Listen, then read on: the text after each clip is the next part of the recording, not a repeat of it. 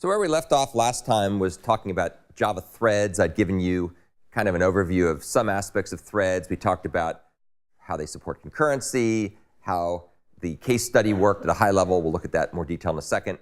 Talked about different ways of giving code to a thread so it can run, explained how do you pass parameters to a thread, showed how to run a Java thread, how to start it and run it, described some common thread mechanisms, and I talked a bit about the concept of happens before relationships and orderings.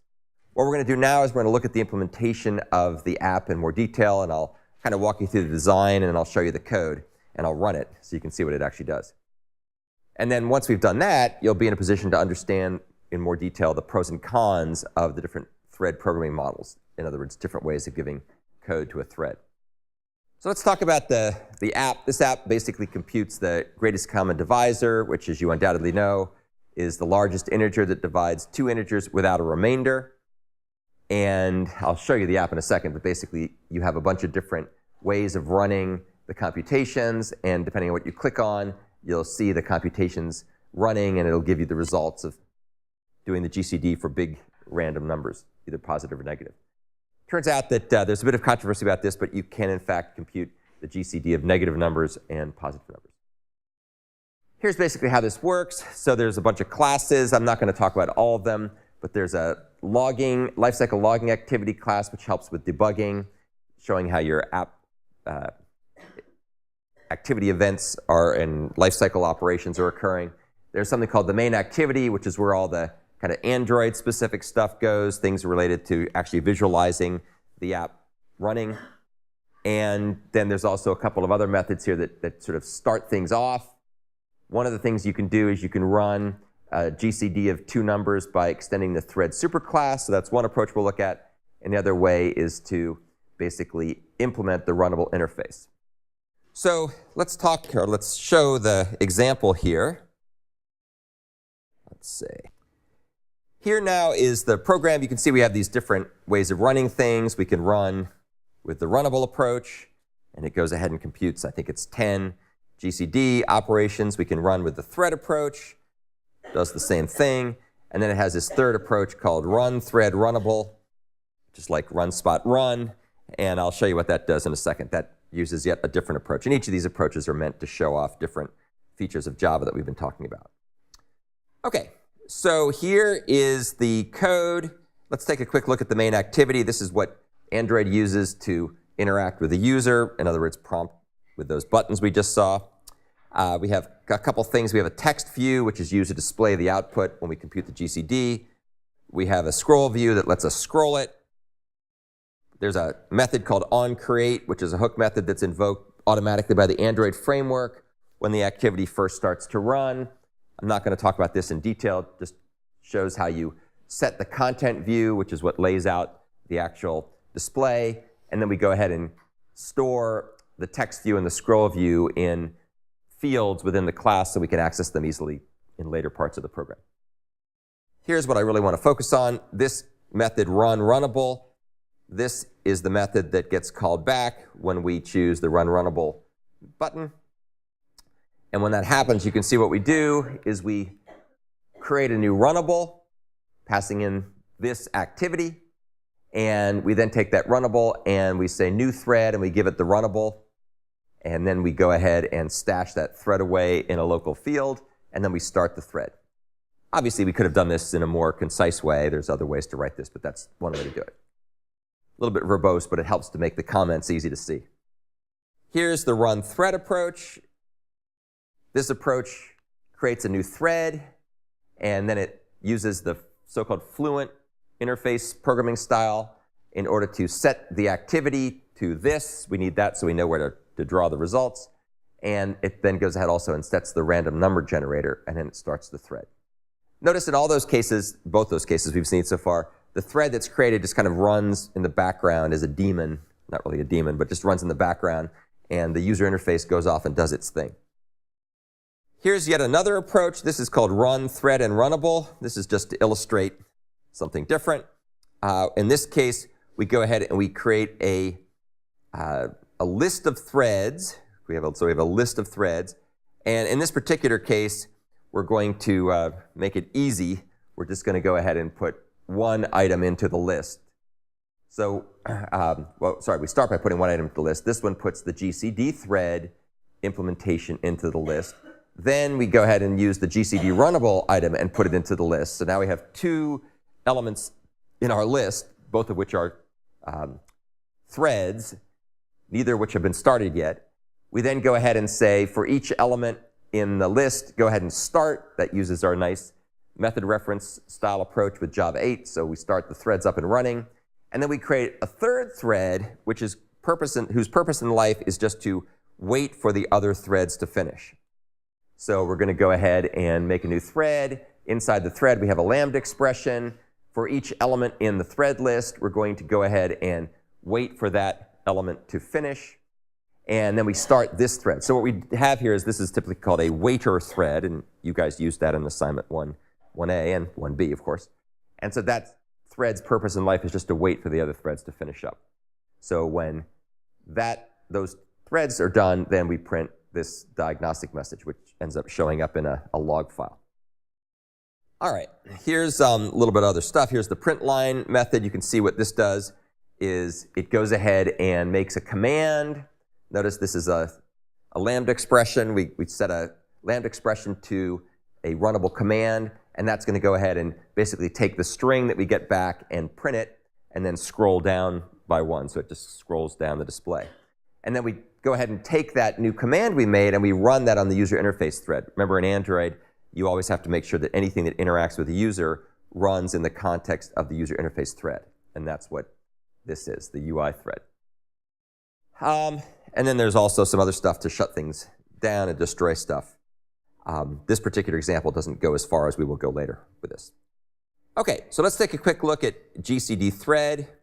And maybe I should do this because I think it might be a little bit hard to see the size of this stuff. Let's see. Font. Let's make the size 28. There we go. That might be a little easier to see in the back. So basically what we have here is this is the GCD thread implementation. It extends thread. It keeps a reference to an activity. It also is going to have a random number generator. We have a couple of constants here that are used to keep track of how many iterations to do the GCD for. The constructor, the setter method sets the random number generator, and we have a setter activity sets the activity. Here's the compute GCD operation. This is just a very simple recursive implementation. I think it's using Euclid's algorithm or something like that. So it goes ahead and computes the GCD. Doesn't really matter. Just kind of burning CPU cycles to do something interesting. Here's the run method. Because we extend thread, there's a run method we have to fill in. And what we do is we print some stuff out, which goes back to the main activity. See how we tell the main activity to do the printing? So we don't actually do any printing directly from the background thread. We use our main activity to give it a string to then turn into a command to print in the UI thread, as we looked at before. Then we just simply loop. We create two random numbers. We check to see if we need to print things out. And then we go ahead and compute the GCD if that's the case. So that's what we do. That's how we extend the thread. Here is the runnable implementation. You can see the main difference here is that we extend random and implement runnable. So as a result, we get a random number generator without having to pass any parameters here. We just have one internally as part of our nature of being extending random rather. Here's the constructor. We stash the activity away. GCD is the same.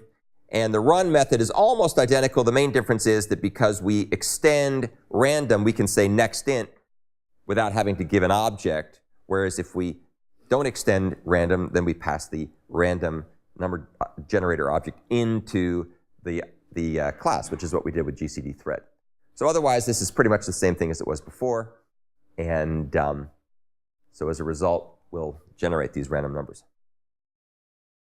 OK. So that's basically the implementation here.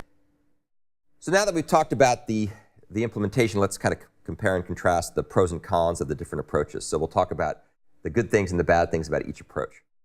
So the good thing about extending thread, right? One way to do it is to extend thread. So if we do that, it's very straightforward because all you have to do is just extend the thread superclass, and there's just one thing, whatever you extend. It also helps to consolidate all the state, all the fields, and any methods in one place. In other words, in one object. They're all kind of bundled together quite nicely, as you can see here. And this turns out to be useful if you have to manipulate the thread in some way, shape, or form during runtime configuration changes. Runtime configuration changes in Android, as you probably know, occur when you rotate the phone from landscape to portrait mode and back, or back, if you ever put it back. And so that does some pretty funky things in Android that you have to be prepared for. Some things you might have to do in that case is you might have to interrupt and restart a running thread and do things to store and restore its state later. We'll talk more about that later. There's some downsides with extending thread, however. So one of the downsides is that you have to expend a subclass to extend the thread superclass.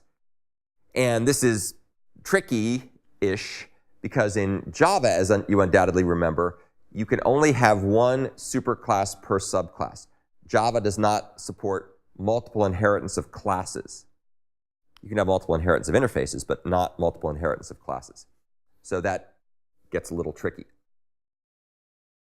Conversely, a pro of using runnable is that a subclass can implement multiple interfaces. So here you can see that we implement runnable, we can implement serializable, we can implement a bunch of different interfaces, even if you can only extend one thing. So this kind of frees up the chance of being able to extend another class besides thread. So in this case, we're extending random, which means we don't have to do quite as many tricks to stash a random object somewhere. Runnables are also more flexible since you can reuse them in other contexts. So here's an example where we create our runnable, just like we did before, and then we're going to go ahead and execute this runnable, the same thing we had before, the runnable command. We're going to execute that in the context of a thread pool. And this does not require any changes to the runnable, GCD runnable. It just puts it in a different execution context. So that gives you a bit more flexibility than doing thread. Thread wouldn't work in this case. The downside of implementing runnable, however, are that there are more moving parts. In particular, there's a runnable, and then there's also a thread. And you have to manage these entities separately. You have to access them separately. Sometimes it doesn't matter. Sometimes it does. It gets complicated if you need to access the state of a runnable, but you've only stashed the reference to the thread object. Because in that case, the thread object doesn't really have an easy way to get to its runnable and predict it to its state. So you end up having to do more complicated data structures to keep those things in sync. In practice, a lot of older Java and Android software implement runnable rather than extending thread. It's just kind of considered good practice in general to do that. Not always, but often. And of course, now that we are using Java 8 more and more, as we're doing in this class, it gets real easy to start using lambda expressions instead of having to implement runnable. You're kind of implicitly implementing runnable by using lambda expressions, which are just succinct ways of providing the execution code without a whole lot of extraneous syntax. Okay, so that's just sort of an overview of the third part of Java threads. At this point, for sure, you should know more than enough in order to finish off the implementation of assignment 1A when you do your revisions.